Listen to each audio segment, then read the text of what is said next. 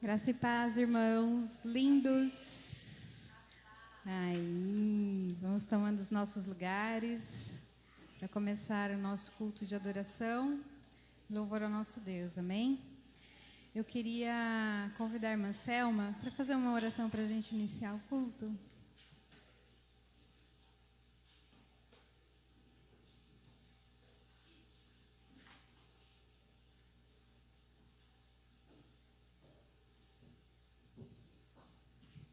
Graça e paz, igreja. Vamos agora nos esquecer do mundo, né? Vamos aproveitar esse pequeno momento que a gente tem na presença do Senhor para adorá-lo como Ele merece. Soberano e eterno Deus, em nome de Jesus, Pai, eu me coloco aqui diante da Tua presença. Ó Deus, pedimos a Ti, Senhor, perdão pelos nossos erros, pelas nossas falhas, os nossos pecados. Tudo que nós queremos aqui nesta noite, ó Deus, é sentir a Tua presença, é sentir, ó Deus, o Teu Santo Espírito em nosso meio, ó Deus. Ó Deus, eu quero pedir que o Senhor venha falar conosco através dos louvores, que o Senhor venha usar aqui, ó Deus, os músicos, ó Deus, que em nome de Jesus Cristo, Senhor, enquanto estamos aqui, que cada lar venha ser visitado por Ti, ó Deus. Somente o Senhor sabe como estamos aqui nesta noite. Somente o Senhor sonda e conhece os nossos corações. Então pedimos a Ti, ó Deus, a Tua misericórdia sobre as nossas vidas. Obrigado, Senhor, pelo Teu amor incondicional, Senhor. Sabemos que o Senhor nos ama com todas as nossas falhas, os nossos erros. E pedimos a Ti, Senhor, que o Senhor venha usar as nossas vidas e que toda adoração venha a ser recebida, ó Deus, por Ti. Tudo o que nós queremos aqui nesta noite é Te adorar. Todos temos os nossos problemas, todos temos os nossos desejos e anseios, mas aqui neste momento, tudo o que nós desejamos é Te adorar em espírito e em verdade. Tudo o que nós queremos aqui é exaltá-lo sempre, sempre, sempre. Seja adorado, Senhor, seja exaltado na beleza da Tua santidade. E fica conosco e recebe o nosso culto que inicia aqui. Em nome de Jesus. Amém, Senhor.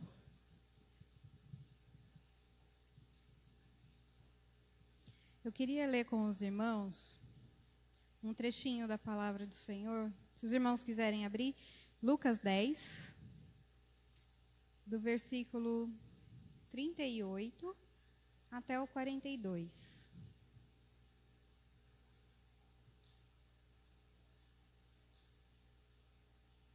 Lucas 10, do versículo 38 até o 42. Todos acharam, irmãos? Caminhando Jesus e os seus discípulos chegaram a um povoado onde certa mulher chamada Marta o recebeu em sua casa. Marta, sua irmã, ficou sentada aos pés do Maria, sua irmã, ficou sentada aos pés do Senhor, ouvindo a sua palavra. Marta, porém, estava ocupada com muito serviço e, aproximando-se dele, perguntou: Senhor, não te importas que minha irmã tenha me deixado sozinha com o serviço? Dize-lhe que me ajude. Respondeu o Senhor: Marta, Marta, você está preocupada e inquieta com muitas coisas. Todavia, apenas uma é necessária. Maria escolheu a boa parte e esta não lhe será tirada. Eu quero fazer aqui, irmãos, um convite e um desafio para os irmãos. A gente está aí no final do ano e a gente costuma fazer muitos planos, na virada do ano. Emagrecer, trocar de carro, trocar de emprego, ganhar um aumento. Ontem nós tivemos um dia maravilhoso aqui na casa do Senhor. A gente começou com jejum, com oração, depois a gente teve o evangelismo e à noite a gente teve o culto dos jovens. E às vezes a gente está tão preocupado com outras coisas, outros afazeres do dia a dia. Jesus deixou bem claro aqui, Está tão preocupada e inquieta com o serviço. Maria escolheu a boa parte e essa parte não lhe será tirada. Então, eu queria lançar o desafio para os irmãos. Queria parabenizar os jovens. Ontem foi muito lindo. A gente estava aqui praticamente meia dúzia de pessoas no culto. Mas foi tremendo, irmãos. Maravilhoso. Eu sempre digo que a gente perde por não estar na presença do Senhor. Então a gente entende. E eu não estou cobrando ninguém. Falo, gente, começando em mim. Não estou aqui para cobrar ninguém. Mas essa palavra me chamou muito a atenção. No que a gente tem focado? Todas as coisas que nós fazemos aqui, elas vão passar, né? Aonde está o nosso foco? Aonde está o nosso alvo? Eu escutei essa semana um texto que ele é acreditado a Benjamin Netanyahu, ministro de Israel, e onde ele fala, né, que há 70 anos atrás, eles foram... É um texto grande, por isso que eu não trouxe para os irmãos. Mas ele fala que eles foram atacados pelos exércitos dos países vizinhos e eles foram deixados, acho que em 650 pessoas, 450 pessoas. Então, um país pequenininho contra um exército. E ele vai falando por tudo que Israel passou. E aí ele fala assim, aonde estão esses povos hoje? Aonde está o Egito? Aonde está Roma? Nós estamos aqui. Mas não por eles, né? Pelo Deus que escolheu o povo de Israel, né? Então nós temos um Deus que luta por nós, que guerreia por nós. E qual o tempo que nós dedicamos ao Senhor? O quanto do nosso tempo nós dedicamos ao Senhor? Eu convido os irmãos para no ano que vem, irmãos, que se esforcem para estar orando com a igreja. Essa igreja precisa de oração, jejuando. O jejum é bíblico. Então, se esforcem para estar na presença do Senhor. A palavra dele diz que todas as outras coisas serão acrescentadas, né? Então, se tem o que comer e o que vestir, estais com isso contentes. Atrás do que nós estamos correndo, né? Então, que nós lembremos dessa palavra de Jesus, né? Que escolhamos a melhor parte. Convido os irmãos a virem participar do jejum, da oração, dos cultos, que é dirigido pelos jovens e adolescentes, mas que é voltado para toda a igreja. É uma bênção, irmãos, é maravilhoso. Parabéns, jovens, que Deus continue abençoando a vida de vocês. O nosso trabalho no Senhor não é vão, amém? Queria convidar o Juan para fazer a saudação e, em seguida, nós vamos louvar ao nosso Deus, amém? A Elaine tem uma participação, o Wesley com o Gerges, e depois o grupo de louvor vai nos conduzir em adoração, amém?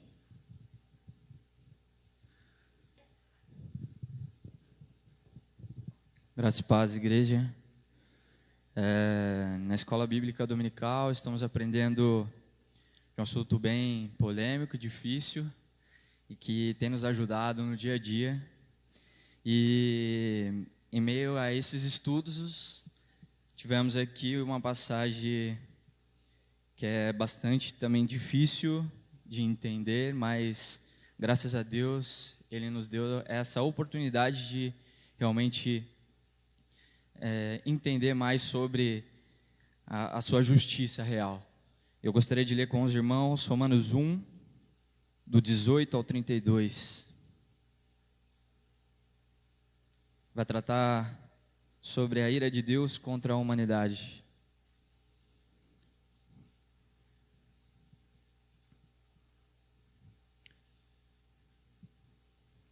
Diz assim a palavra de Deus: portanto, a ira de Deus é revelada dos céus contra toda a impiedade e injustiça dos homens, que suprimem a verdade pela injustiça.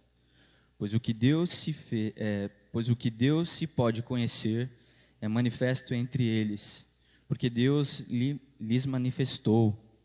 Pois desde a criação do mundo, os atributos invisíveis de Deus, seu eterno poder e a sua natureza divina, têm sido vistos claramente, sendo compreendidas por meio das coisas criadas, de forma que tais homens são indesculpáveis, porque tendo conhecido a Deus, não o glorificaram como Deus, nem lhe renderam graças, mas os seus pensamentos tornaram-se fúteis, e o seu coração insensato deles obscureceram-se.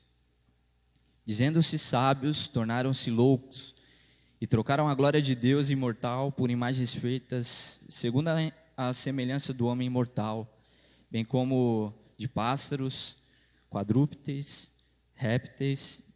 Por isso, Deus o entregou à impureza sexual, segundo os desejos pecaminosos do seu coração, para a degradação do seu corpo entre si, trocando a verdade de Deus pela mentira, e adoraram e serviram as coisas e seres criados, em lugar do Criador, que é bendito para sempre. Amém. Por causa disso, Deus os entregou às paixões vergonhosas. Até as suas mulheres trocaram as suas relações sexuais naturais por outras, contrárias à natureza. Da mesma forma, os homens também abandonaram as relações naturais com as mulheres e se inflamaram de paixão uns pelos outros. Começaram a cometer atos indecentes, homens com homens, e receberam em si mesmo o castigo merecido pela perversão. Além do mais, visto que desprezaram o conhecimento de Deus, Ele os entregou à sua disposição mental reprovável, para praticarem os que não deviam. Tornaram-se cheios de toda sorte de injustiça, maldade, ganância e depravação. Estão cheios de inveja, homicídio, rivalidades, engano e malícia. São bisbilhoteiros, caluniadores, inimigos de Deus, insolentes, arrogantes e presunçosos. Inventam maneiras de praticar o mal, desobedecem aos seus pais, são insensatos, desleais, sem amor pela família, implacáveis. Embora conheça o justo decreto de Deus, de que as pessoas que praticam tais coisas merecem a morte, não somente continuam a praticá-las, mas também aprovam aqueles que as praticam. Essa é a mensagem de Deus. Vimos aqui a ira de Deus contra aqueles que praticam todas essas coisas no qual Ele desaprova. Deus mesmo coloca essas pessoas, por não adorarem a Ele, Ele deixa as suas paixões vergonhosas conforme a sua natureza. Os homens mesmo se perdem pelas suas maneiras de viver. Vimos aqui o desvio real do homem que não tem realmente Cristo Jesus. E se eu e você fazemos parte de Cristo, que o Senhor possa nos ajudar a não viver debaixo da ira de Deus. Quão tremendo é saber que não estaremos com Cristo. E isso nos traz realmente a pensar nessa noite aquilo que realmente fazemos, aquilo que adoramos, e que se realmente somos justificados por Cristo Jesus, possamos não perder os nossos desvios. Ao se desviar, realmente buscar a sabedoria em Deus, que Ele possa nos conduzir. E é como o Paulo começa no versículo 15, no versículo 16, que ele diz assim: por isso estou disposto a pregar o evangelho de Cristo, também a vocês que estão em Roma. Paulo escreve realmente essa carta a Roma, e ele diz mais, antes de citar todos esses exemplos: não me envergonhe do evangelho, porque é o poder de Deus para a salvação de todo aquele que nele crê, primeiro do judeu, depois do gentio. Porque no evangelho é revelada a justiça de Deus, uma justiça que do princípio ao fim é pela fé. Como está escrito, o justo viverá pela fé. Somos totalmente dependentes de Cristo, é Cristo que nos sustenta, e que o desvio total, isso já está enraizado em nós, mas se não tivermos Cristo, se entregamos aos nossos prazeres. Então eu quero deixar essa mensagem hoje, que os irmãos possam refletir nessa noite, e que o Senhor tenha misericórdia de nós. Amém.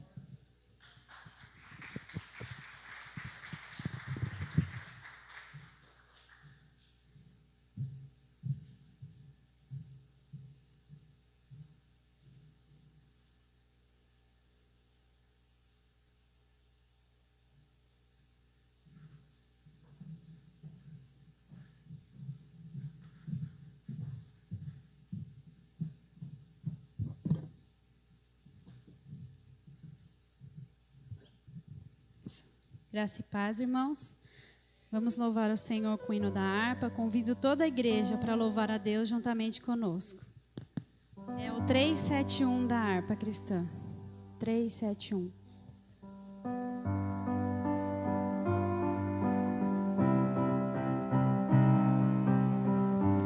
Assim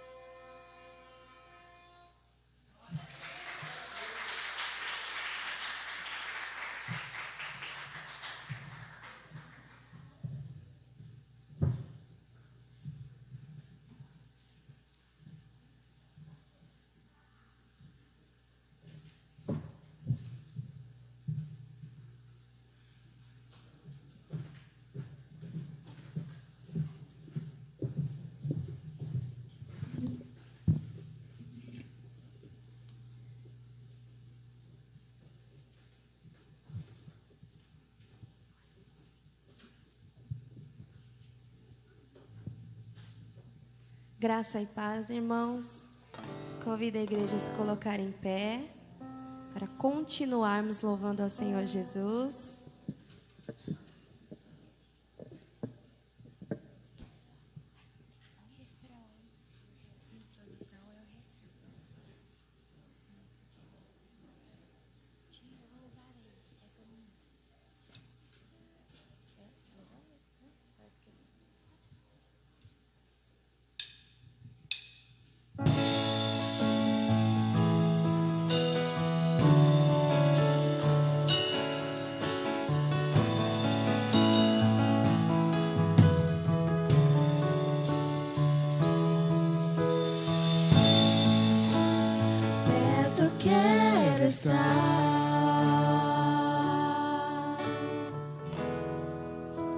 Junto aos teus pés,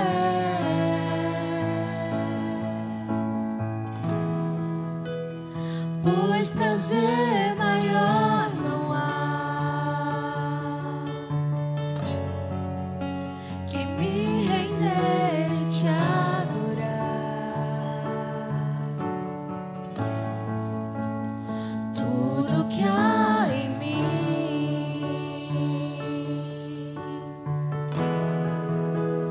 quero te ofertar,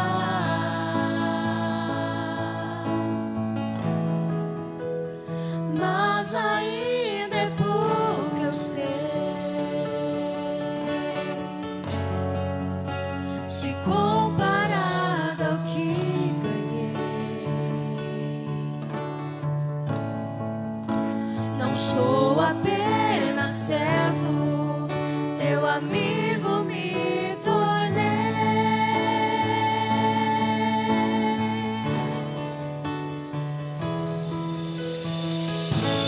Te louvarei,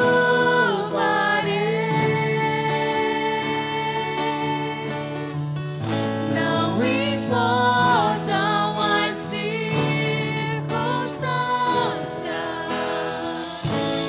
adorarei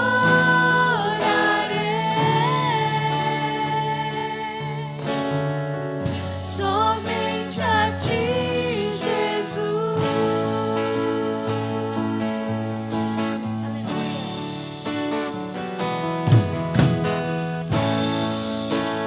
Perto quero estar, junto aos teus pés, pois prazer maior não há que me render e te adorar. Tudo que há em mim quero te ofertar,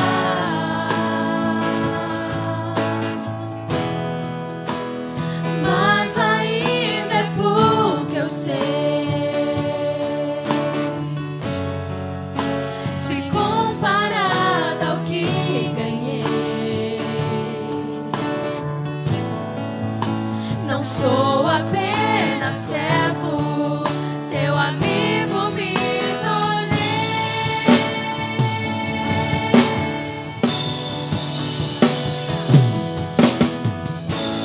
Te louvarei,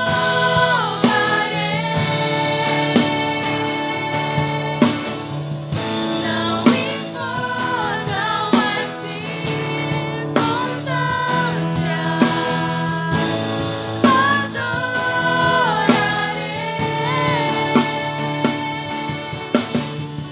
somente a ti, Jesus. Te louvarei,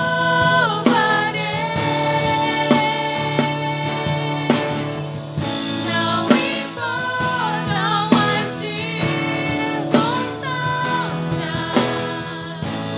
adorarei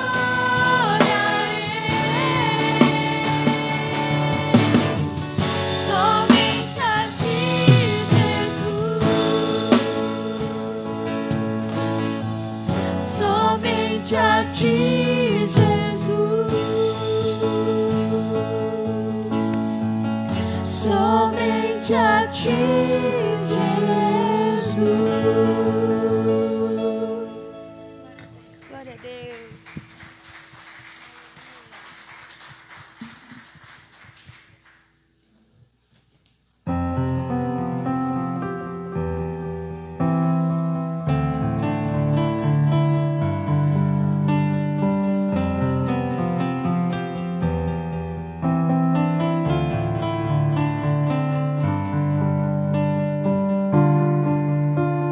Sei que os teus olhos,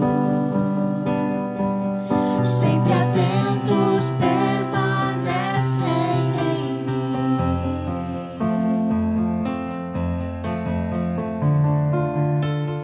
E os teus ouvidos estão sensíveis para ouvir meu clamor. Posso até chorar, mas a alegria vem de manhã. És Deus de perto e não de longe, nunca mudaste. Tu és fiel,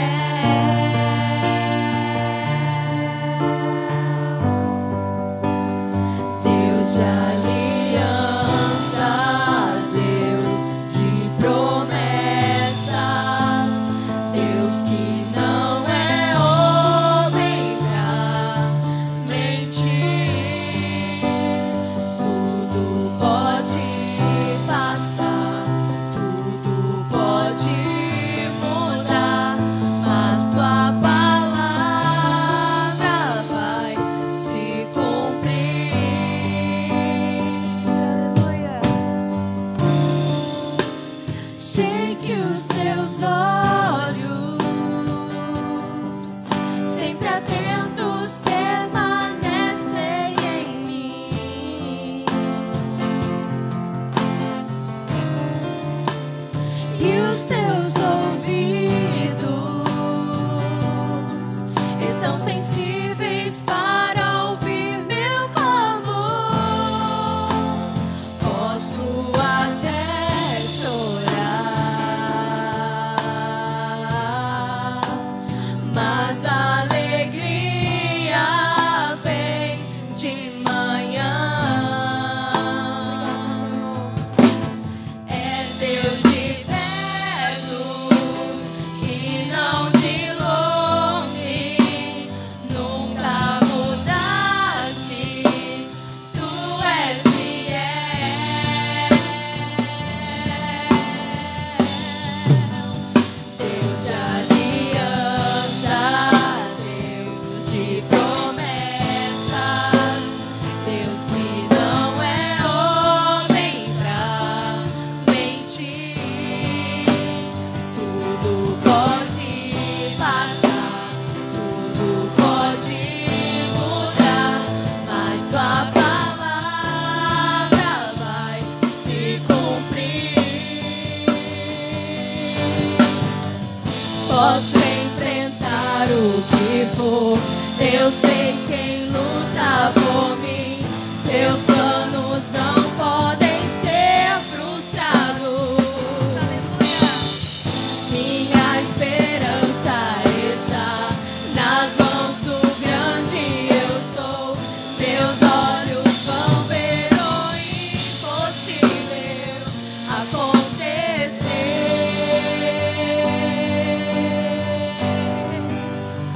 Deus de aliança,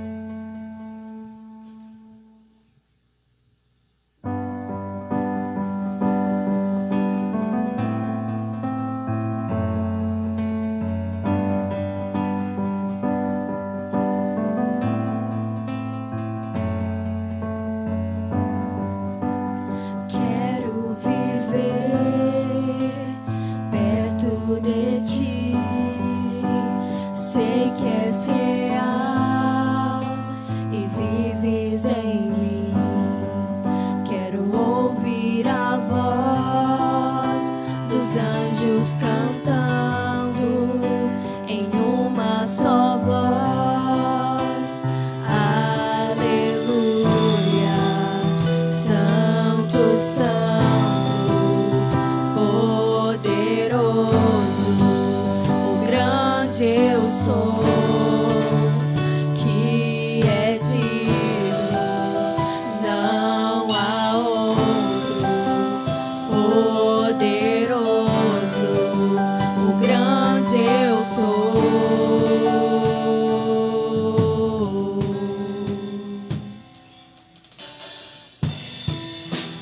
Quero estar perto do teu coração, amar a palavra, ouvir tua voz, ver ossos secos, convido outra vez em uma só voz.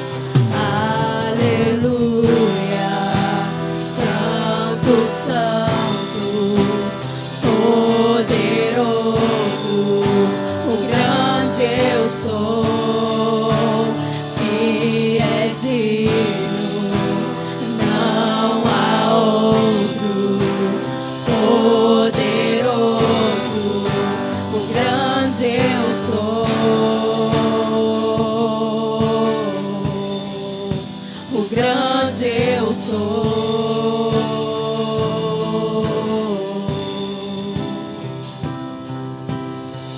Montanhas se abalam, demônios fugirão ao ouvir que o Senhor Jesus é o Rei dos Reis. Não há poder no inferno, nada resistirá diante da presença e do poder do grande eu sou. O grande eu sou, o grande eu sou. O grande eu sou, o grande eu sou, o grande eu sou.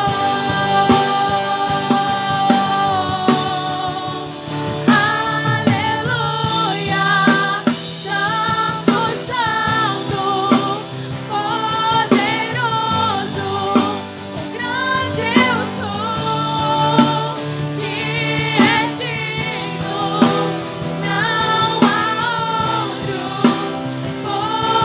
Poderoso, o grande eu sou, o grande eu sou.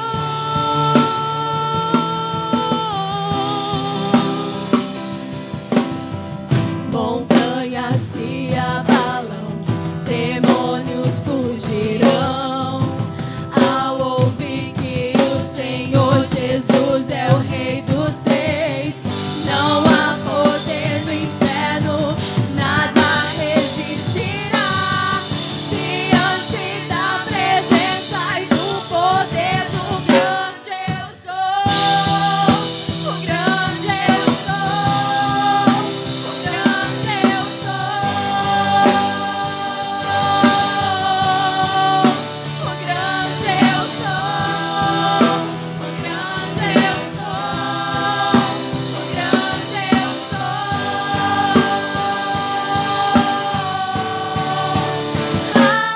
Aleluia, Santo, Santo, poderoso, o grande eu sou, que é digno, não há outro. Poderoso, o grande eu sou, o grande eu sou.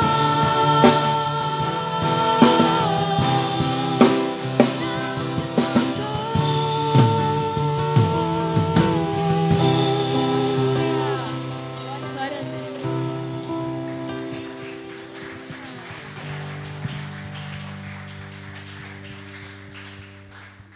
Nesse último hino, os irmãos, sintam à vontade para entregar os seus dízimos e as suas ofertas.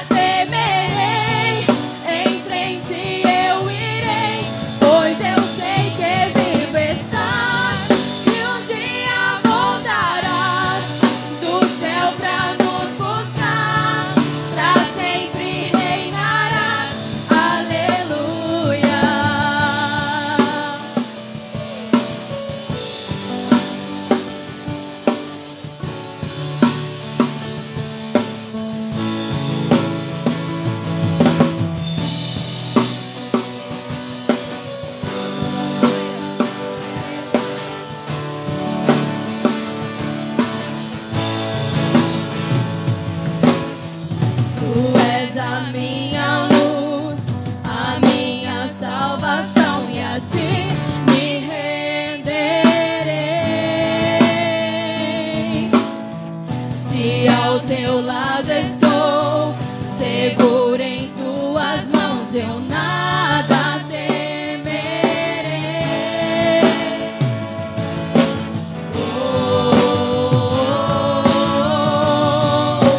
Tu és santo, ó Senhor.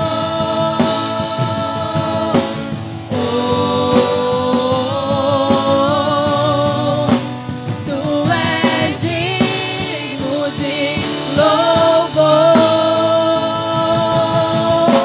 Só em ti confiarei, eu nada temerei. Em frente eu irei, pois eu sei que vivo estás, e um dia voltarás do céu pra nos buscar, pra sempre reinarás. Aleluia. Só em ti confiarei, eu nada temerei. Em frente eu irei, pois eu sei que vivo estás, e um dia voltarás do céu pra nos buscar, pra sempre reinarás. Aleluia.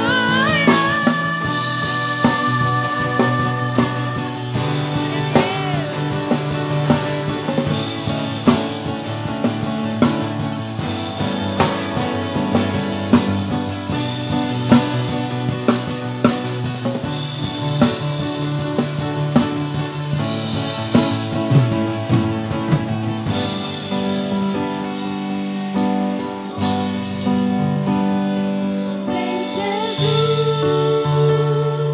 vem Jesus, Maranata, ora vem Senhor Jesus. Vem Jesus, vem Jesus, Maranata, ora vem Senhor Jesus. Vem Jesus, vem Jesus, Maranata, ora vem Senhor Jesus. Vem Jesus, vem Jesus, Maranata, ora vem Senhor Jesus. Vem Jesus, vem Jesus, Maranata, ora vem Senhor Jesus. Vem Jesus, vem Jesus, Maranata, ora vem Senhor Jesus. Vem Jesus, vem Jesus, Maranata, ora vem Senhor Jesus. Glória a Deus, aplauda o Senhor Jesus. Louvado seja o teu nome, Senhor. Aleluia. Glória a Deus, os irmãos podem se assentar.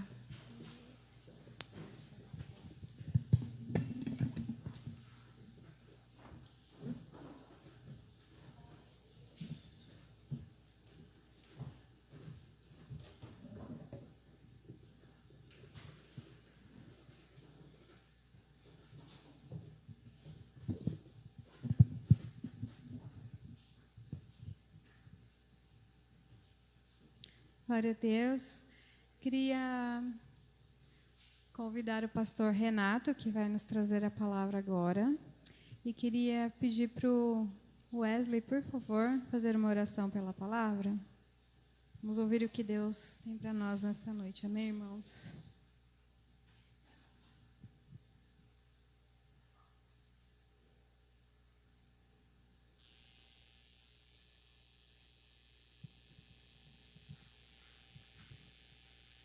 Paz do Senhor mais uma vez, irmãos.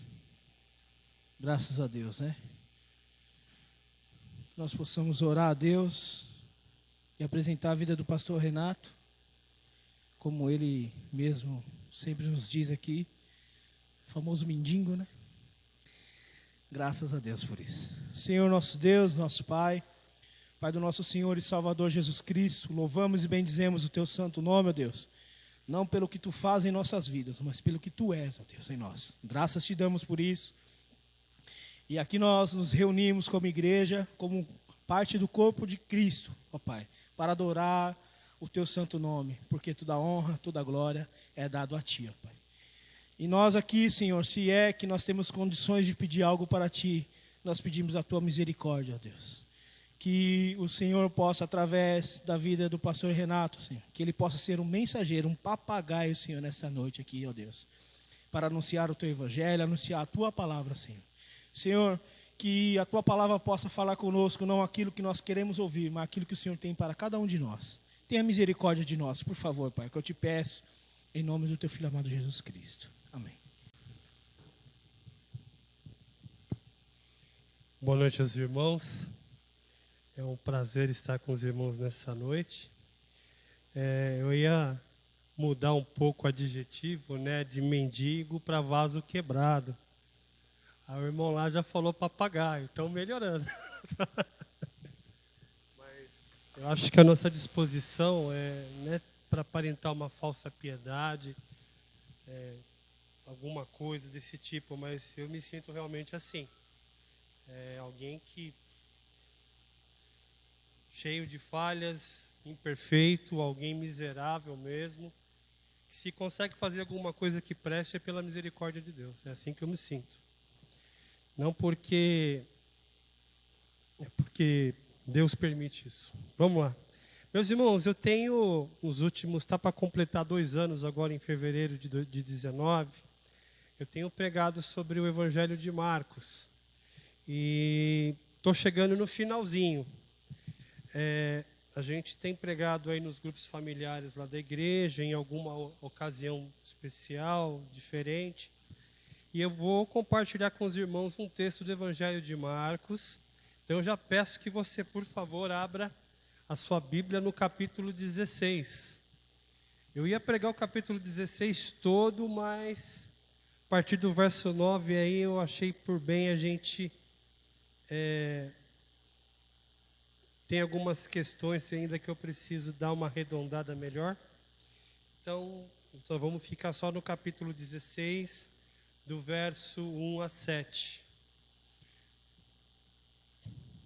Meu Deus. O texto fala sobre a ressurreição de Cristo. O tema dessa mensagem é um pouquinho extenso, talvez, grande, mas é de um velório inusitado, a maior de todas as notícias. Evangelho de Marcos, capítulo 16, do verso 1 ao 7. Passado o sábado, Maria Madalena, Maria, mãe de Tiago e Salomé, compraram aromas para irem embalsamá-lo. E muito cedo, no primeiro dia da semana, ao despontar do sol, foram ao túmulo. Diziam umas às outras: quem nos removerá a pedra de entrada do túmulo? E, olhando, viram que a pedra já estava removida, pois era muito grande. Entrando no túmulo, viram um jovem assentado ao lado direito, vestido de branco, e ficaram surpreendidas e atemorizadas. Ele, porém, lhes disse: não vos aterrorizeis, buscai a Jesus, o Nazareno, que foi crucificado. Ele ressuscitou, não está mais aqui. Vede o lugar onde o tinham posto. Verso 7. Mas ide, dizei a seus discípulos e a Pedro, que ele vai adiante de vós para a Galiléia. Lá o vereis, como ele vos disse. Ainda o verso 8. E saindo elas, fugiram do sepulcro, porque estavam possuídas de temor e de assombro. E de medo, nada disseram a ninguém. Antes da gente falar mais especificamente do texto, só algumas consideraçõezinhas sobre o Evangelho mesmo de Marcos, sobre o Evangelho escrito por Marcos. Para os irmãos saberem, Marcos ele escreve esse Evangelho, antes da destruição de Jerusalém, em 70 DC. As pessoas, os estudiosos, eles colocam entre 55 e 63, entre a primeira e a segunda prisão de Paulo em Roma. Marcos, ele teve o privilégio, né, ele não foi ali um dos primeiros discípulos de Cristo, ali não teve ali junto com os apóstolos, mas depois, um pouquinho tempo depois, ele teve a oportunidade de conviver com o apóstolo Pedro. Possivelmente, esse evangelho, Marcos, ele escreveu ouvindo os relatos do próprio apóstolo Pedro, ele ouvindo as experiências e tudo que Pedro havia visto, ele começou a escrever isso. Então, Marcos, ele conviveu com Pedro e com Paulo. Marcos, ele escreve esse evangelho em Roma. E para quem que ele escreve esse evangelho? São para os crentes gentios de Roma, ou seja, Roma era uma cidade enorme, era a capital do império, e ali já havia uma comunidade de crentes naquela cidade. E por isso que quando a gente lê todo o evangelho, esses 16 capítulos do evangelho de Marcos, a gente percebe que Marcos ele enfatiza mais as obras do que os ensinos, ou seja, Marcos ele tem ali a necessidade, ele tem ali o objetivo de colocar tudo o que Jesus fez, ou tudo aquilo que Pedro passou para ele, de uma forma muitas vezes não cronológica e de uma forma muito rápida. Então você vê que os fatos vão acontecendo no Evangelho, dá a impressão que é um dia após o outro, muitas vezes não necessariamente assim. Mas Marcos ele enfatiza mais as obras, ou seja, você vê Jesus curando, você vê Jesus em movimento, você vê Jesus dominando as forças da natureza, você vê Jesus expulsando demônios e curando, e numa sucessão rápida, né? A gente às vezes fica até meio desnorteado com a velocidade com que os fatos que Marcos relata acontecem em seu evangelho. Ele cita mais obras do que ensinos, são 18 milagres e apenas uma parábola. Ele sempre apresenta Jesus como servo vitorioso. Ele tem uma preocupação de explicar termos específicos ali judaicos, né, para os seus leitores gentios em Roma. Então ele explica o que é talita cume, ele explica o que é denário, converte isso para a unidade de medida dos romanos. Ele sempre explica costumes judaicos, quando tem ali, ele vê a necessidade. Ou seja, ele explica isso para que seus leitores tenham facilidade para entenderem, não terem nenhuma dificuldade para entenderem o texto. Bom, meus irmãos, o Evangelho de Marcos está aí, estamos chegando no final. A partir do capítulo 14, a gente vê que começa ali, após a unção de Jesus em Betânia, começa a Páscoa, os relatos da Páscoa. E eu vou pedir perdão para os irmãos, né? A gente está na véspera aí poucos dias do Natal, e eu vou falar de um texto que aconteceu na Páscoa. Então, assim, embora haja uma certa discrepância nisso, mas tanto no Natal como na Páscoa, o Senhor é Jesus. Então, a gente está meio não está fugindo tanto. No Natal a gente está falando do nascimento. Na Páscoa a gente está falando da ressurreição, do Cordeiro. Ou seja, mas Jesus é glorificado tanto em um como em outro. E aqui, embora nas vésperas do Natal, a gente vai usar esse texto, o texto que eu estou na sequência dele, seria, se eu não pregasse aqui, eu pregaria em uma próxima oportunidade, em algum outro lugar, independente do mês cronológico, se fosse Páscoa, Carnaval, alguma coisa desse tipo, mas a gente está aqui. E começa a partir do capítulo 14, verso 12, os discípulos eles começam a preparar a Páscoa, depois está a questão da ceia do Senhor, e aí vai. Isso atravessa o capítulo 15, onde assim, no final do capítulo 14, início de 15, Jesus já é preso capítulo 15 inteirinho narra ali o processo por qual Jesus passa na mão do Sinédrio, Pilatos. Aqui não cita Herodes, mas também ele vai a Herodes. A questão da Via Cruz, a partir do verso 16, quando Jesus é entregue nas mãos dos soldados, e ali ele sofre, ele é espancado, lhe gospem, lhe fazem a coroa de espinhos, e a coisa vai seguindo. Final do verso do capítulo 15, narra a morte e o sepultamento de Jesus. Você pode imaginar, aqui no finalzinho do capítulo 15, como estava a mente, como estava o ânimo dos discípulos. Ou seja, eles viram o seu mestre, eles viram o seu Senhor morrer de uma forma violenta e cruel, eles viram o seu mestre, eles viram o seu Senhor morrer de uma forma vergonhosa e vexatória, eles viram o seu mestre e eles viram o seu Senhor morrer de uma forma humilhante, de uma forma cruel, de uma forma vexatória. Eles tinham, embora o capítulo 8 de Marcos é como se fosse a dobradiça do livro, ou seja, até o capítulo 8, Jesus ele não faz muita questão de falar sobre essa questão de ser martirizado, de sofrer e padecer na mão dos pecadores. Mas a partir do capítulo 8, Jesus já começa a falar em círculos mais íntimos com seus discípulos. Mas parece que os discípulos não entendiam muito isso. A ficha não caiu. E aqui no finalzinho do capítulo 15, Jesus está morto.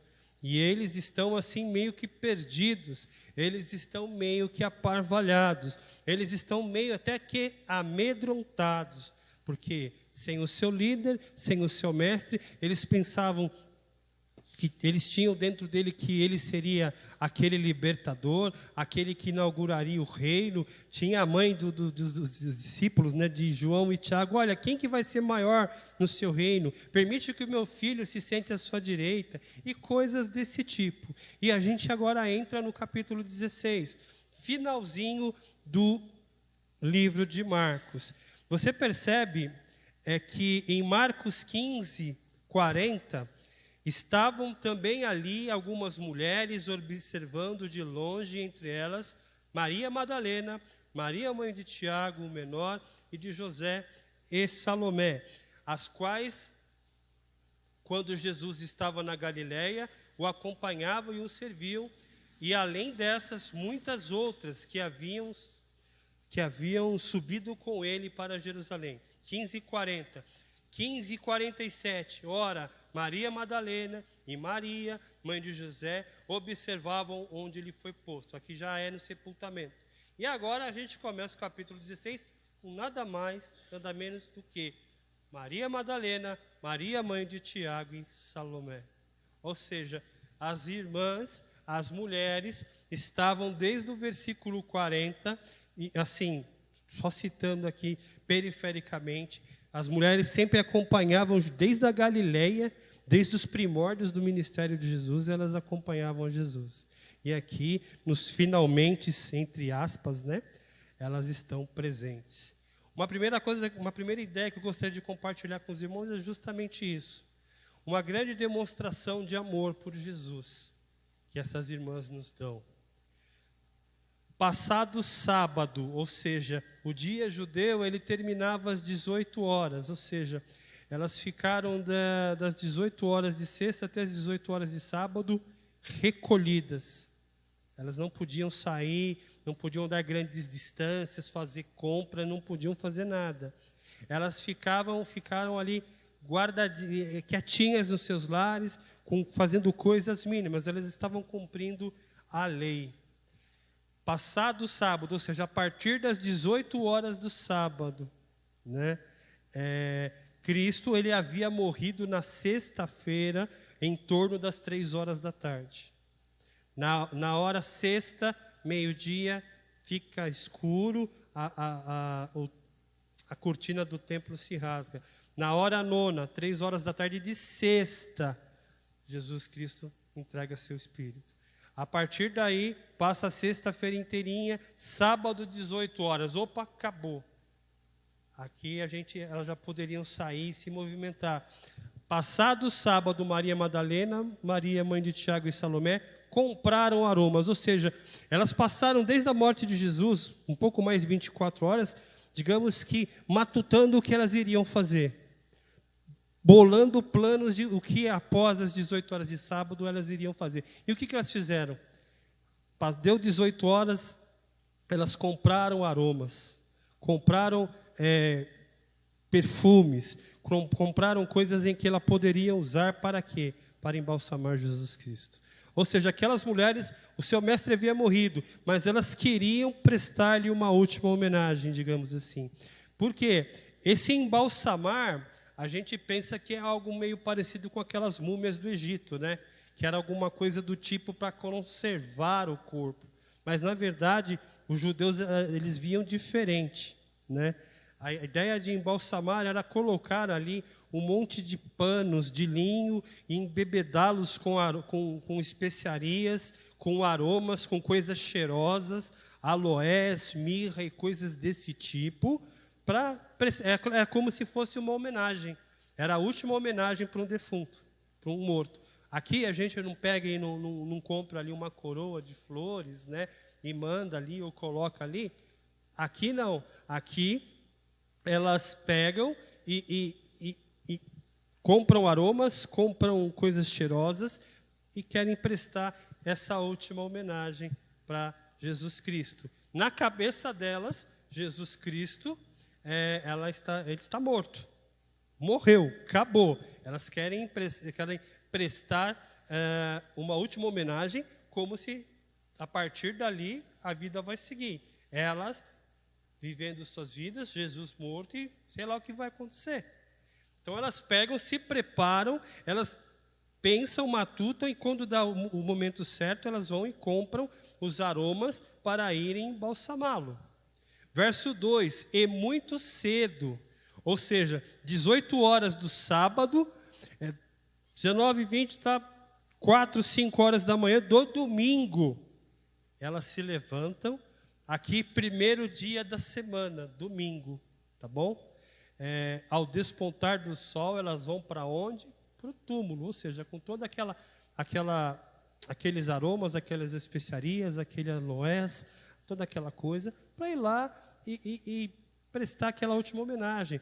Ali, José de Arimateia já tinha feito isso, ele tinha comprado em torno de 45 quilos de ungüentos e compostos de mirra e aloés para ungir o corpo de Jesus. Se você for lá em João 19, 38 a 40, quando ele pede o corpo para Pilatos, ele já está com isso em mente, ou seja, ele vai, pede o corpo para Pilatos, vai para o túmulo, prepara o corpo de Jesus com esses ungüentos, com essa mirra, e já coloca lá. Agora vai as mulheres para fazer a mesma coisa, dar ali um reparo, tirar alguma coisa e também prestarem a sua homenagem ao corpo de Jesus. O primeiro dia da semana, qual que é mesmo, gente? Domingo, tá? E assim, né, tem o Hernandes Dias Lopes, ele faz alguns comentários acerca desse primeiro dia. Por exemplo, no dia do Pentecostes, em Atos 2, foi no domingo. Ou seja, quando o Espírito Santo ali, né, prometido por Jesus, é necessário que eu suba para que ele desça, e fiquem até em Jerusalém, até que vocês sejam revestidos, tal, aquela coisa toda. Aconteceu no domingo. Em Atos também, a partir do capítulo 20, os cultos, a comunhão com a igreja começa a acontecer a partir de domingo, ou o primeiro dia da semana. A igreja de Corinto, as ofertas para Jerusalém, elas estavam sendo recolhidas nos cultos, em reuniões, nos primeiros dias da semana. E para a gente finalizar essa parte, João, na ilha de Pátimos, ele começa a ter as visões do Apocalipse, quando? No primeiro dia da semana. Então, uma coisa assim, é uma curiosidade aí a respeito do primeiro dia da semana. Ou seja, meus irmãos, passado o sábado, Maria Madalena, Maria, mãe de Tiago e Salomé, elas compram aromas para embalsamar Jesus. Logo no domingo de cedinho, elas vão para o túmulo. Ou seja, essas mulheres, ainda que elas estivessem elas não tinham esperança mais nenhuma que acontecesse alguma coisa. Elas estavam ali, indo prestar essa homenagem, indo fazer esse tratamento do corpo de Jesus, como uma última homenagem, para tipo assim, olha, a partir de agora, a partir disso, a gente vai lembrar de Jesus como um grande líder, a gente vai lembrar de Jesus como um grande profeta, como um grande curador, como alguém que falava palavras assim, outrora nunca ditas por nenhum ser humano na face da terra, mas ponto. A gente viu ele lá na cruz morrendo. A gente viu ele lá na cruz entregando o espírito dele. Nós vimos ele lá na cruz, elas viram ele lá na cruz, digamos assim, falando, oh, meu Deus, por que você me desamparou? E ele morreu. Então, imagina que, apesar desse amor demonstrado por Jesus, na cabeça delas ele estava morto.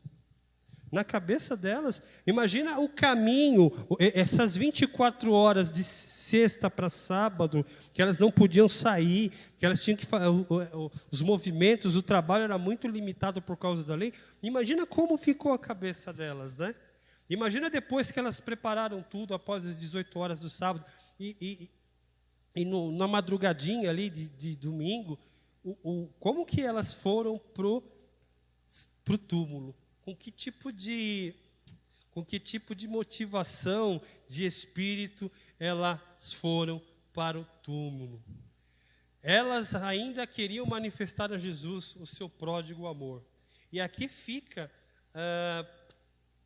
algo para a gente, um exemplo para a gente. O gesto dessas mulheres pode ser comparado a alguém que leva flores ao túmulo de uma pessoa querida. Para elas, Jesus era querido. Tudo aquilo que Jesus fez, tudo aquilo que Jesus disse, todas as suas andanças, os seus milagres, tudo aquilo nunca mais deixaria a vida daquelas mulheres. Elas amavam Jesus em vida e demonstravam isso em morte. Até aí, nada de anormal. Porque muitas vezes a gente tem pessoas muito queridas que nós amamos e que nós as perdemos. E nós, mesmo depois de perdê-las, nós continuamos com aquela lembrança boa, com aquela coisa gostosa dentro da gente. Embora muitas vezes com certo recheio de tristeza. E com essas mulheres, elas eram assim. Elas foram demonstrar o amor dela por Jesus, o honrando, né? Como se fosse ele levar as flores num túmulo. Mas até aí, nada de diferente do que acontece com a gente nos nossos dias, diante de um ente querido. Uma segunda ideia. No caminho, elas estavam tristes, estavam assim chateadas. Talvez ali igual os discípulos no caminho de Emaús, andando no meio de cabeça baixa, com talvez cestas ou sacolas nas mãos. Elas diziam umas às outras, verso 3. Quem nos removerá a pedra do túmulo? Percebam que ela não pergunta como, né? Como que a gente vai... O que a gente vai precisar fazer para tirar aquela pedra? Elas conversavam assim, quem nos removerá a pedra do túmulo? Por quê? A pedra, para ela ser removida, muitas pessoas falam que ela precisava de em torno de 20 homens para rolá-la, né? Para rolar ela para um lado e rolar ela para o outro. A pedra era como se fosse uma grande roda. Imagina um disco de pedra, esculpido em pedra. O pessoal cavava ali o túmulo na rocha, para dentro da rocha. Na porta do túmulo eles punham tipo uma vala, né? E encostava a pedra. Ó, acabou, fechou. Eles rolavam a pedra por essa vala e tampavam o túmulo. E isso era o jeito que eles tinham para quê? Para que as hienas, chacais não viessem atacar o corpo, para que ladrões de túmulo também não viessem e ali violassem a sepultura. Então era o jeito deles. E elas estavam indo e perguntando quem poderia remover a entrada do túmulo ou a pedra. E aqui já começa uma primeira ideia para a gente. Elas estavam, além de tristes e chateadas e amarguradas, elas estavam preocupadas. Ou seja, elas não tinham nem chegado no túmulo e elas já estavam preocupadas com o que ia encontrar lá, ou seja, como que elas iriam remover a pedra, como elas iriam rolar a pedra. E aqui o que a gente já tira para a gente a respeito disso? Elas estavam preocupadas. Logo, a preocupação, ela rouba a nossa energia. A preocupação, ela tira os nossos olhos do foco, do que é preciso. E no caso delas, elas já estavam tristes, já estavam chateadas, e só de pensar em uma coisa que elas nem estavam vendo ainda, de uma coisa que elas nem tinham visto ainda, que era a pedra, elas estavam no caminho, elas já estavam ficando mais chateadas, mais entristecidas. Ou seja, meus irmãos, aqui é um insight para a gente. Não deixe que uma coisa que não aconteceu ainda se torne uma preocupação na sua vida. Não deixe que algo que você não viu ainda, que talvez esteja até mesmo para acontecer, mas você não sabe se vai acontecer ou não, tire sua paz, tire seu sossego, tire a sua comunhão em relação às pessoas e principalmente a sua comunhão em relação a Deus. John Charles Hyde nos fala que uma grande parte da ansiedade que esmaga os cristãos procede de coisas que jamais acontecerão. Ou seja, você fica imaginando, olha, eu não fiz, e agora eu vou consertar, não vai dar certo, tal, e daqui a pouco passou, as coisas não, o dragão, o bicho não era tão feio quanto você imaginava, e você foi embora.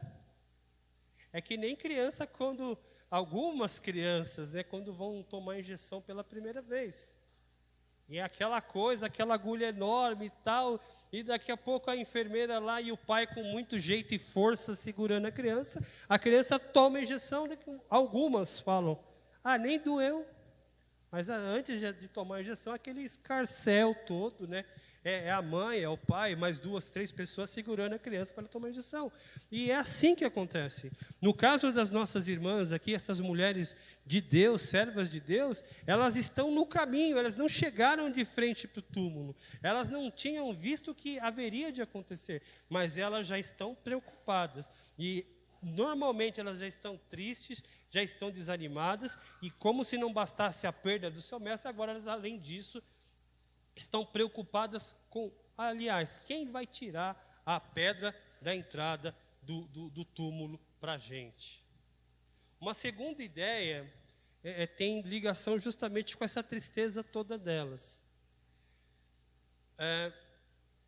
Se elas tivessem prestado atenção, não sei se esse é o termo que pode ser dito, Jesus, desde o capítulo 8, ele começou a dizer para os seus discípulos, olha, é necessário que o Filho de Deus seja entregue e morto, seja humilhado nas mãos dos pecadores, que ele seja morto numa cruz, mas que ele ressuscite ao terceiro dia. No capítulo 14, final do capítulo 13 mesmo, tem Jesus saindo ali foi o mais enigmático, mas Jesus saindo do templo com os discípulos, ele fala, olha, não ficará pedra sobre pedras disso, mas em 3 dias, né, eu reerguerei o templo. Aí ficou aquela coisa, né, o pessoal pensando no templo, mas Jesus a profecia foi para o templo, mas foi para ele também. E o pessoal não se ligou. A partir do capítulo 8 de Marcos, Jesus vem falando sempre com seus discípulos, em suas conversas mais íntimas com eles, olha, é necessário que eu morra, mas olha, eu vou ressuscitar. O que eu estou querendo dizer com isso, meus irmãos? Muitas vezes o Senhor fala com a gente. Eu não estou dizendo que quero crer pela fé e pela misericórdia dEle, que Ele está me usando para falar com vocês. Mas muitas vezes o Senhor usa aqui o pastor Marcos, usa um outro irmão de vocês que está aqui pregando e tal, e está falando, e a gente não se liga. A gente fica, não presta atenção no sentido de guardar, de reter com a gente. Ou seja, a falta de compreensão da palavra de Deus gera em nós preocupação. E é o que está acontecendo com essas irmãs. Elas ouviram Jesus por 1 ou 2 ou 3 ou 4, não sei quantas vezes, falando sobre justamente o que está acontecendo agora. Só que por uma coisa ou por outra, elas não guardaram isso, não deram devida atenção, ou talvez como Pedro, não levaram Jesus a sério. E agora elas estão sofrendo. sofrendo pela morte e sofrendo lá pela a dura tarefa de remover a pedra da entrada do túmulo. A gente gasta nossas forças pensando em problemas que não existem, ou que se existem a gente não está vendo, e a gente geme sobre coisas muito pequenas que a gente acaba deixando grande, a gente acaba deixando enorme, quando na verdade o Senhor é o Deus da história. Deus é Deus da sua vida. Deus é o seu Salvador. Deus é aquele que cuida de você. A gente se esquece de tudo isso e fica gemendo debaixo da preocupação, fica gemendo debaixo da ansiedade. Essas irmãs, tudo bem, se elas tivessem guardado um quesinho do que o Senhor tinha dito há tempos atrás, elas talvez, estariam tristes, mas elas teriam uma esperancinha, no mínimo uma esperancinha. Olha, se lembra lá quando ele falou que ia acontecer isso, quando ele nos chamou para conversar à parte, ele nos confidenciou que agora está fazendo sentido. Esse cair da ficha só foi acontecer depois da ascensão, anos depois ainda depois da ascensão. Ou seja, aquelas irmãs estavam preocupadas com a remoção da pedra. E olhando, viram que aí que a história começa a mudar, começa a mudar de enredo. Até aqui estava tudo, digamos, humanamente dentro do programado.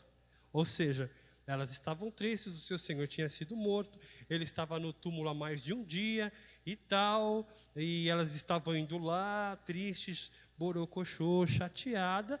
Quando elas estão ali, uma do lado da outra, e de repente elas olham, a pedra está removida. Percebem? Aquilo que estava causando preocupação para elas, Deus já estava cuidando. E é assim que o Senhor ele fala conosco, ele age conosco. Antes mesmo da gente se dar conta de coisas que nos podem trazer problemas na nossa vida, ele já está cuidando da gente. E o texto ainda fala, olha, e olhando viram que a pedra já estava removida, pois era muito grande. Ou seja, era uma pedra grande. O texto faz questão de dizer que não era uma pedra qualquer. Era uma pedra muito grande. 20 homens seriam necessários para remover aquela pedra.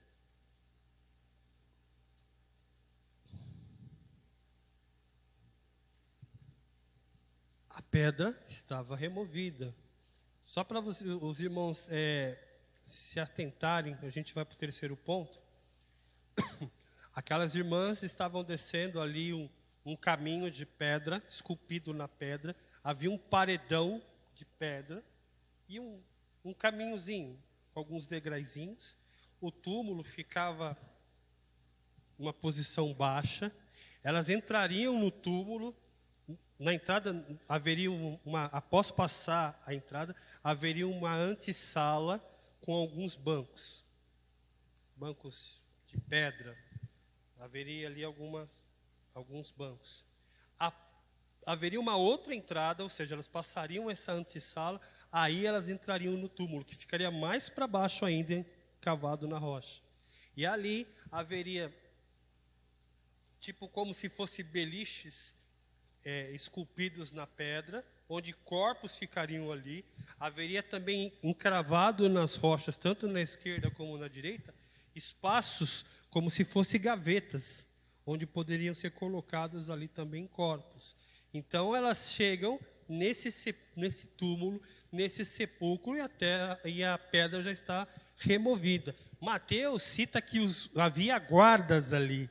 Os guardas poderiam ter ajudado elas a removerem talvez a pedra. Só que eles estavam desmaiados. Mateus cita que eles estavam desmaiados. Alguma coisa aconteceu ali. Agora a história está mudando de rumo, porque a pedra está removida. Os guardas estão desmaiados. Quem removeu a pedra? E aí continua o texto. Vamos lá para Marcos 16.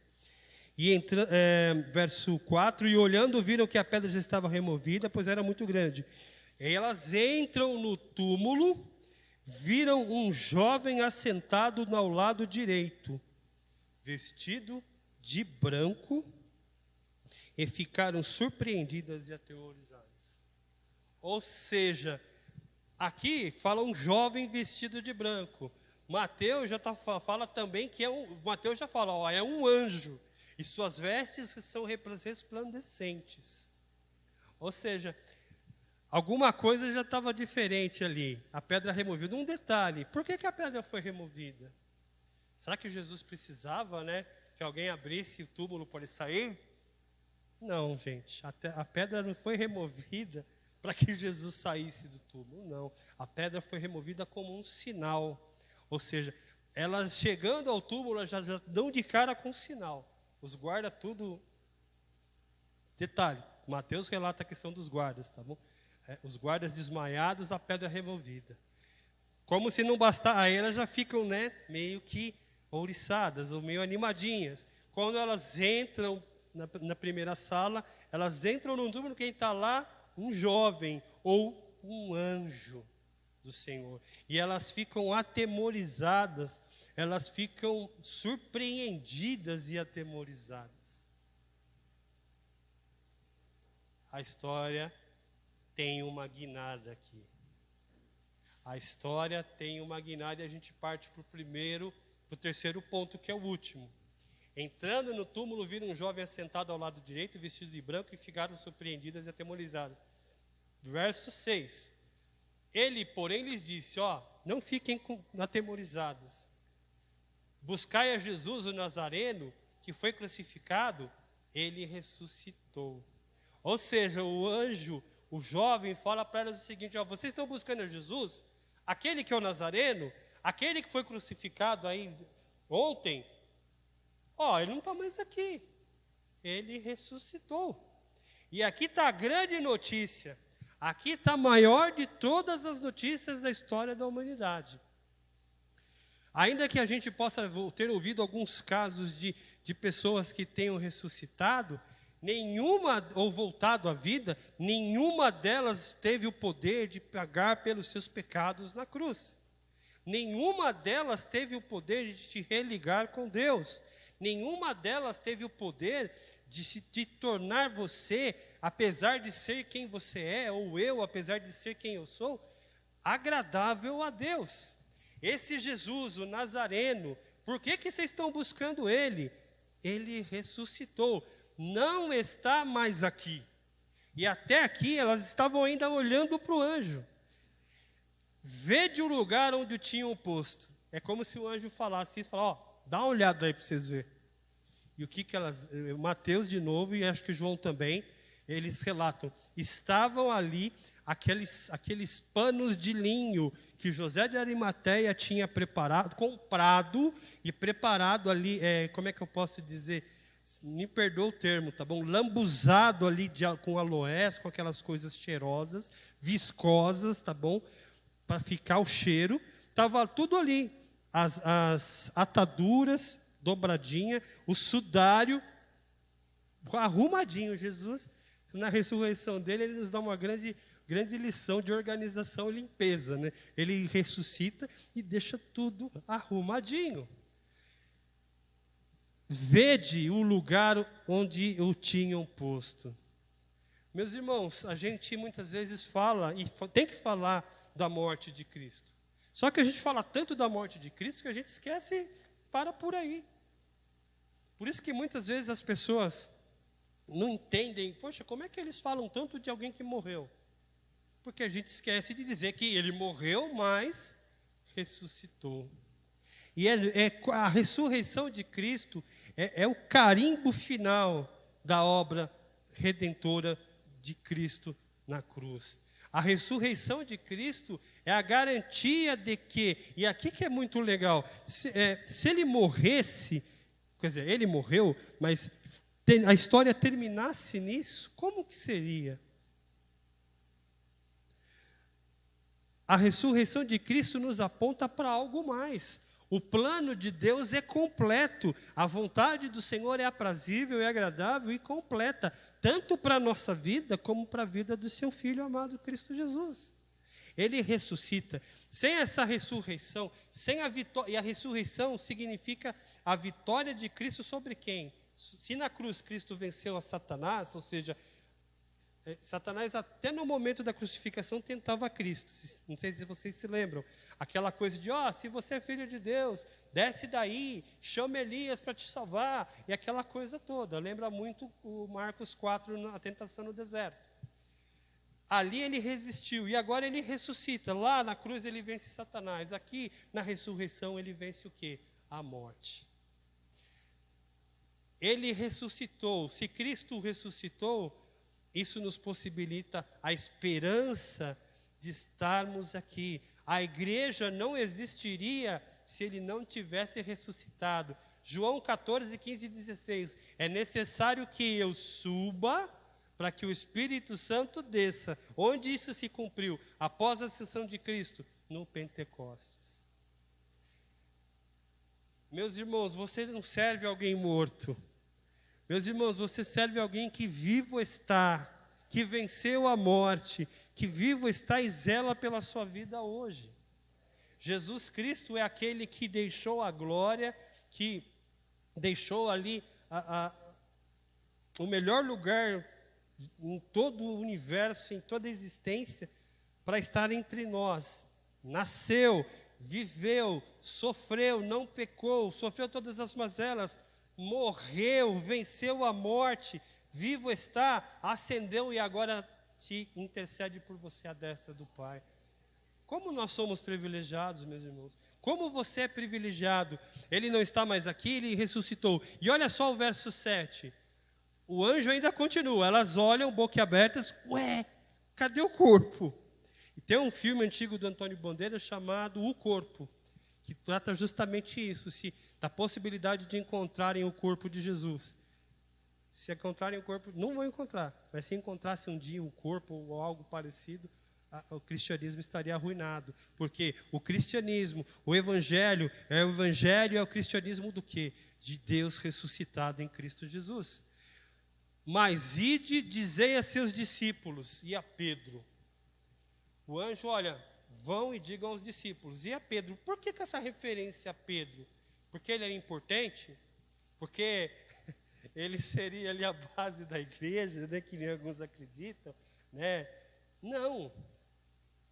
Dizer aos discípulos, e a Pedro, ou seja, imagina quando elas chegam, e elas falam isso, elas vão lá, os discípulos estão tudo escondido, estão lá, tudo fechado numa casa, e elas chegam e falam o que aconteceu. Quem vem vir primeiro? Nada mais, nada menos do que Pedro.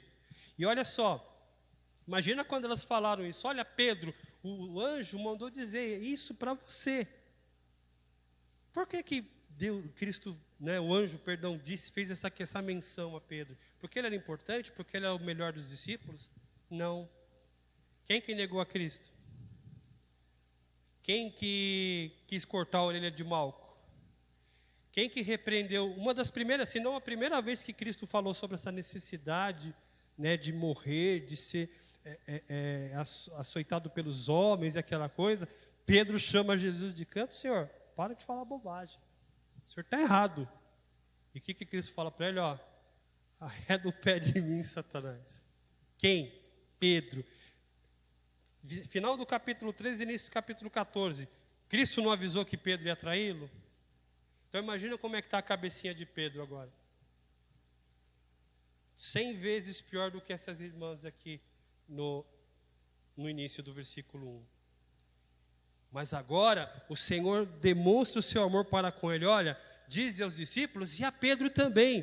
Pedro, eu conto com você. Pedro, eu te amo também. Pedro, eu não desisti de você, seu miserável. Dizei a seus discípulos e a Pedro que ele vai adiante, me perdi, doeu. Vamos lá, verso 7. Mas ide, dizei a seus discípulos e a Pedro, que ele vai adiante de vós para a Galileia. Por que Galileia, né? Mateus 26, 32, Marcos 14, 28, havia uma promessa de Cristo ir para onde? Para a Galileia. Vamos ver aqui Marcos 14, 28. Mas depois da minha, olha só, era para estar fresquinha na cabeça daquelas irmãs. Mas depois da minha ressurreição, irei adiante de vós para onde? Para a Galileia. Aí Pedro, né? Verso 29, disse-lhe Pedro, ainda que todos se escandalizem, eu jamais. E aí a gente vê o que deu, né? Que a mulher perguntando para ele na beira da fogueira, você não estava com ele? Não conheço ele não. Nunca vi nem mais magro, nem mais gordo, nem mais alto, nem mais baixo. Esse era Pedro. E agora o Senhor fala para ele, Pedro, conto contigo. Ele vai adiante de vós para a Galileia. Ou seja, ele já havia dito que após a ressurreição eles encontrariam com ele lá na Galileia. Lá o vereis como ele vos disse. E aí, verso 8, elas saem e fogem do sepulcro, porque estavam possuídas de temor e de assombro e de medo. Nada disseram a ninguém. Primeiro, né? Essa experiência, elas estavam tristes chegando no túmulo. Aí elas já tomam uma surpresa. Quem tirou a pedra? A hora que elas entram, em vez de encontrar lá um presunto lá na mesa, não tem ninguém na mesa e tem um anjo à direita, sentado. Como que estaria a sua cabeça nesse momento? Marcos, ele apresenta justamente essas emoções que essas mulheres têm. Elas ficam tremendo, atônitas, temendo, alarmadas com tudo o que está acontecendo. Elas percebem que alguma coisa de grandiosa está acontecendo ali. Alguma coisa de maravilhosa. Primeiro porque o amado Jesus não está mais ali, ele ressuscitou. Ou seja, onde havia tristeza, onde havia angústia, onde havia desespero, agora começa a surgir esperança, agora começa a surgir alegria, agora começa a existir a esperança de um novo porvir. E é isso que essa certeza, meu irmão, que você precisa ter quando você vier na sua mente e falar, Cristo ressuscitou.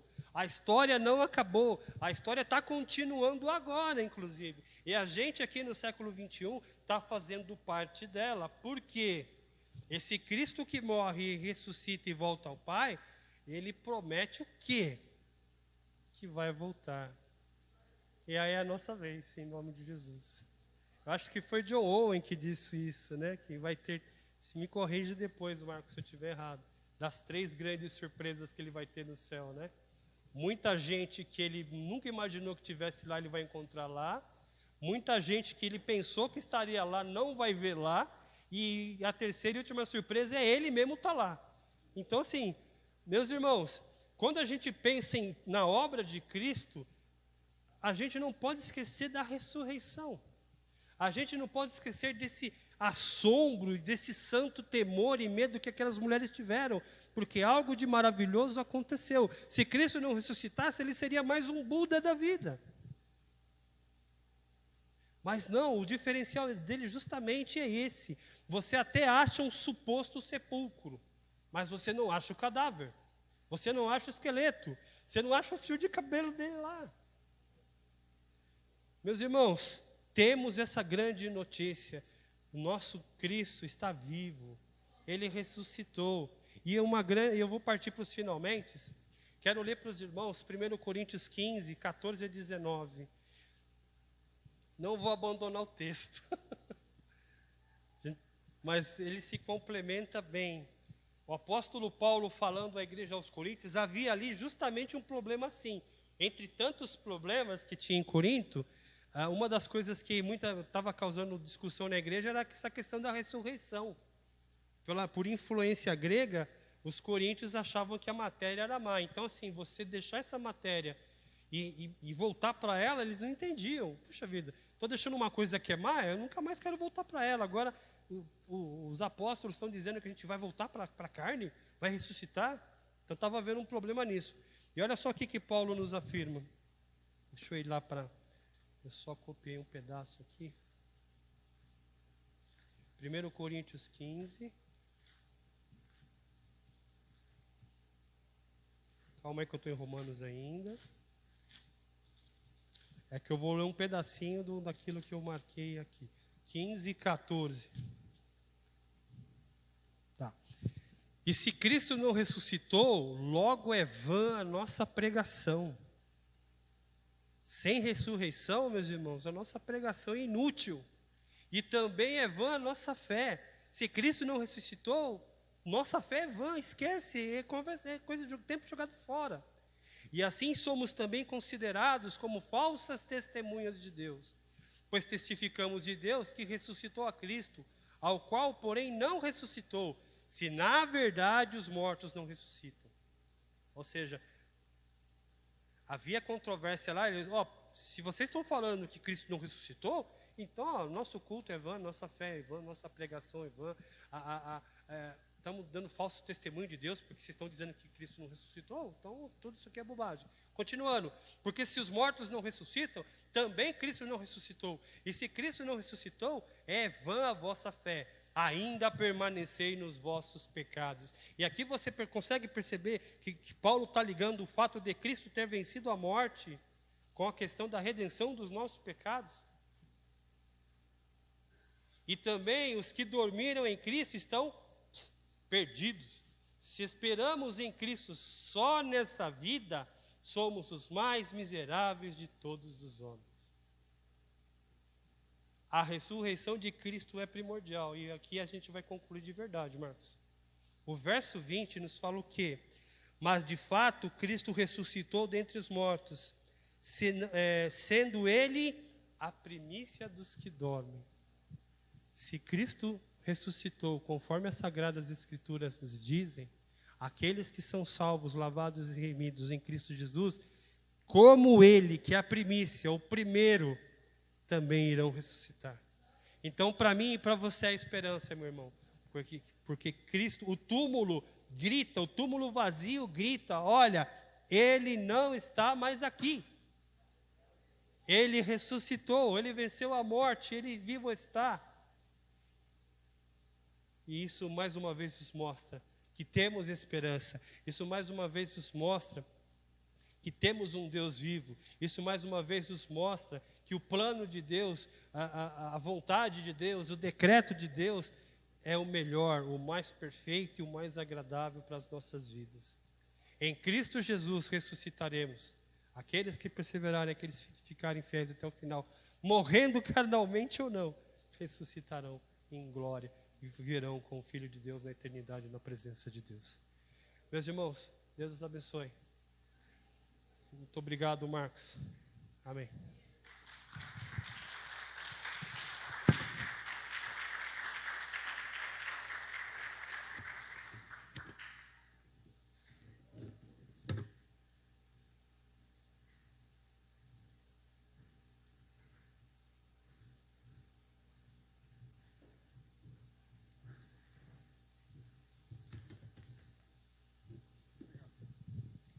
Graças a Deus por esta palavra. E Jesus encontra Pedro, né? Depois pergunta, Pedro, tu me amas? Eis lá. E vai acontecendo, né? Pedro é uma figura, né? É a figura, né? Maravilha, irmãos. Que maravilha. Nós falamos ontem que Deus é um Deus que só faz maravilhas. Ele é maravilhoso. Ele só faz, o que Ele faz é maravilhoso. Eu quero só orientar os irmãos. Nós falamos sobre ofertas e dízimo aqui, às vezes sobre contribuição, irmãos. Basicamente uma vez por ano, mais ou menos. E hoje é essa vez, né? Então vamos falar um pouquinho sobre contribuição. Muito difícil a gente falar sobre isso, mas às vezes nós comentamos. Houve algumas mudanças aí no envelope. É até meio estranho falar sobre isso, né? Falar de envelope, não é campanha, não é compra de bens, não é nada, tá? É a nossa forma de conduzir as coisas, né? Sem dar ênfase. Então falamos isso de vez em quando. Nós tínhamos no envelope um item dízimo, e aí você opinava, ou oferta, ou dízimo, e colocava o seu nome, né? Achamos por bem, irmãos, porque alguns irmãos têm um envelope em amarelo. Esse é o envelope de dízimo, que tem os 12 meses. Então, utilize esse, irmãos. Isso serve como uma disciplina até para você. Lembrar, opa, eu tenho aqui, se houver uma falha, de repente isso serve como uma advertência para você. Então, você que contribui dizimando o recurso que Deus te dá, usa o envelopinho amarelo, tá? Para ofertas avulsas, usa esse branquinho aqui. Se você quiser se identificar, ok, se não, né? Porque é importante, irmãos, que você use também no dízimo o envelope amarelo com a identificação. Porque nós temos aqui os tesoureiros, né? Yara e Wesley, né? Eles estão registrando isso. Isso é uma forma de trazer a credibilidade. Se você disser assim, Wesley, Yara, por favor, deixa eu dar uma olhada no livro. Eu quero saber se o meu nome está lá. É uma forma de você averiguar isso. Seu nome estará lá. Porque você identificou a sua contribuição. Então, ele necessariamente tem que estar lá. Senão, alguma coisa está errada. Pode puxar a nossa orelha. Eles que são os tesoureiros e eu que sou o chefe. Tem alguma coisa errada, né? Tá? Então, irmãos, Deus abençoe, né? 2 Coríntios 9:7, cada um dê conforme determinou em seu coração, não com pesar ou por obrigação, pois Deus ama quem dá com alegria. Amém? Deus abençoe. Irmãos, nós temos a Brendinha que não está bem de saúde, os pais estão bastante preocupados, né? Nós somos cessacionalistas, né? Cessacionalista, que cessou-se, né? Então, nós, como uma igreja reformada, nós não cremos que aquilo que aconteceu com os discípulos e os apóstolos acontecem hoje. Tendo dito isso, irmãos, nós servimos um Deus que Ele é maravilhoso e Ele opera de forma extraordinária. Então, quando há uma cura divina no nosso meio, é porque Deus, de forma extraordinária, nos agraciou. Deus é poderoso, Ele pode fazer o que Ele quiser, quando Ele quiser, e não pede a ninguém. Então, não é uma questão de uma determinação da igreja, mas é uma questão de uma ação extraordinária de Deus. E cabe a nós clamar, pedir, implorar, né? Chorar, buscar no Senhor uma ação para trazer um alívio a nós. Por conta disso, eu quero ler aqui um versículo que está em Salmos 103, verso 3. Ele é que perdoa todos os seus pecados e cura todas as suas doenças. Também em Jeremias 17, 14, diz assim: cura-me, Senhor, e serei curado. Salva-me, e serei salvo, pois tu és aquele a quem eu louvo. Então nós vemos textos aqui que se referem a ações, né, de Deus fazendo algo extraordinário, né? Também no livro de Tiago, aqui no Novo Testamento, tá, existe uma orientação ao pastor aqui. Entre vocês há alguém que está doente, que ele mande chamar os presbíteros da igreja para que estes orem sobre ele e o unjam com óleo em nome do Senhor. E a oração feita com fé curará o doente. O Senhor o levantará. E se houver cometido pecados, ele será perdoado. Portanto, confesse os seus pecados uns aos outros e orem uns pelos outros para serem curados. A oração de um justo é poderosa e eficaz. Isso, irmãos, então nós precisamos do auxílio de Deus, da ação de Deus de uma forma extraordinária. Não é algo ordinário, porque nós somos cessacionalistas. Não é o dom de cura, mas é um Deus que é Rafá, é um Deus que cura segundo a sua vontade, segundo o seu querer, atendendo às nossas aflições e petições, né? Somos o seu povo, os seus filhos, tá?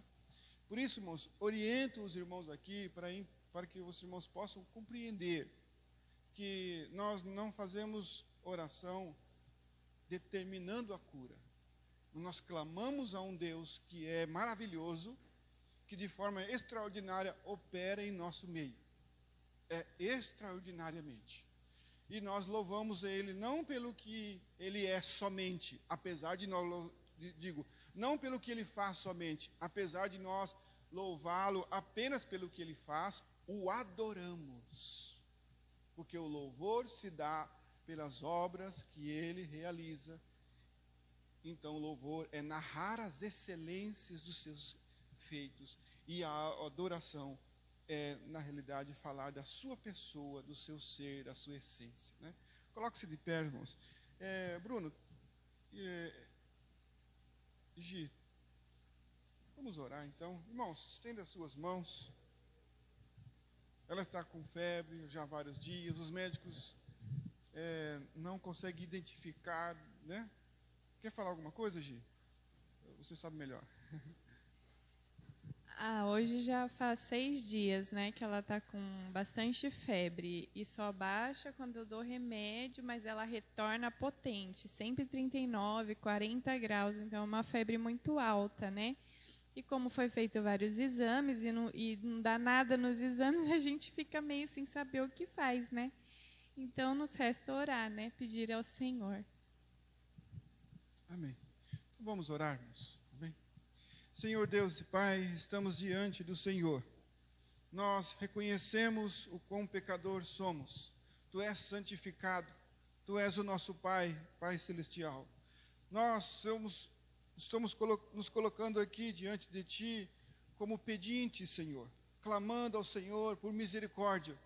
Cura, Senhor, a enfermidade desta menina, Pai. Te pedimos, ó Deus, e nós pedimos em nome de Jesus, porque o Senhor nos ordenou que fizéssemos os pedidos no Teu nome, ó Pai. Apesar de nós, ó Deus, entendermos o processo pelo qual o Senhor opera em nossas vidas, sabemos que de forma extraordinária o Senhor tem agraciado o seu povo. Faça de novo, ó Pai. Faça de novo, Senhor, te pedimos, ó Pai, e clamamos a Ti, por favor, ó Pai. Direcione a vida desta criança, Senhor, nos Teus braços. Repreenda a enfermidade, Senhor, te pedimos. Tu és um Deus que cura, nós cremos em Ti, ó Pai. Muitas vezes as enfermidades, as aflições nos deixam lento, nos atrapalham em servir-te. Porém, também sabemos que o Senhor trabalha no sofrimento dos Seus justos. Por isso, Senhor, nós clamamos a Ti, que o Senhor faça a Tua vontade. A nossa vontade é que haja cura imediata, Senhor. Mas sabemos que a vontade do Senhor é a que prevalece. E nós reconhecemos isso. Nos prostramos diante de Ti, ó soberano Deus, e clamamos a Ti, Filho de Davi, tem misericórdia de nós. Te louvamos por Tua bondade, Tua misericórdia, por Teu amor e Tua paz. Em nome de Jesus. Amém. Deus abençoe. Vamos orar, irmãos, finalizar. Estendeu-se um pouco. Foi bênção. Amém? Glorioso Deus e eterno Pai, te agradecemos, Senhor, por Tua palavra. Tua presença em nosso meio faz toda a diferença. Nós viemos aqui, Senhor, para Te servir, para Te adorar, para ofertar o Senhor com nossas vidas. Mas, acima de tudo, ó Pai, a Tua presença em nosso meio é que faz a grande diferença. O Senhor, por Tuas instruções, pois a Tua palavra nos prepara ainda mais para o próximo encontro, porque aprendemos como Te adorar, como Te servir, como Te reverenciar, conhecendo os Teus mistérios, o Teu poder, a ação extraordinária, pois o Senhor é tão poderoso que deu-nos, tão poderoso que ressuscitou de entre os mortos. Obrigado, Senhor, pois o Senhor nos mostrou a deidade de Cristo através da ressurreição, porque se o Senhor não tivesse ressuscitado, vã seria a nossa fé. Graças Te damos, ó Pai, nossa esperança está na Tua promessa, na ressurreição de Cristo Jesus. Obrigado, Senhor, porque a Tua palavra diz, o salmista diz que não nos esquecerá quando descermos à sepultura. Obrigado, Senhor, Tu és Jesus, o nosso Salvador, ressurreto dentre os mortos e vive. Disse-nos o Senhor também, Tua palavra, que o Senhor vive, portanto viveremos. Obrigado, Senhor. Glorificamos o Teu nome, ó Pai, e pedimos a Tua orientação sobre nossas vidas, e que a Tua palavra, ó Pai, não só atinja o nosso intelecto, mas todo o nosso ser, para que, entendendo, possamos praticar a Tua palavra, Senhor. Reconhecendo o Senhor como soberano, como aquele que rege todo o universo, a majestade, o Rei da glória, o Rei dos reis, o Senhor dos senhores. Ó Pai, graças Te damos pela vida dos irmãos, pela igreja linda, que é o perfume de Cristo, por esta obra que tem feito, Senhor, em nosso meio. restaurando nossas vidas, transformando-nos, ó Pai, formando-nos na Tua presença, fazendo de nós novas criaturas. Glória a Deus. Olha, Pai, para a Tua igreja, olha a Tua obra. Ó Senhor, a morte do Senhor na cruz do Calvário não foi em vão. Você restauraste estas vidas, transformaste esses corações.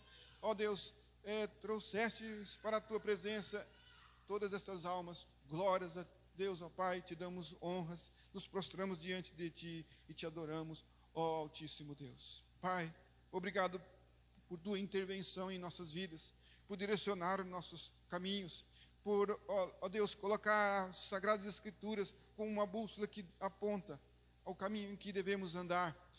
E não só isso, ó Deus, mas nos colocaste o Espírito Santo para que, abrindo esta porta, o Senhor possa nos conduzir com sua mão forte e poderosa. Obrigado, Senhor, porque não é apenas uma questão de consciência, mas uma questão de mover de Deus sobre nossas vidas.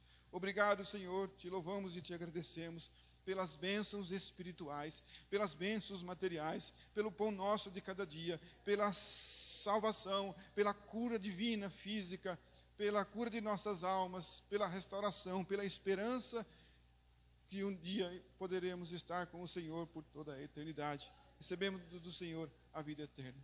Por isso, ó Pai, gratos a Ti pedimos, Senhor, amanhã precisaremos do Senhor novamente.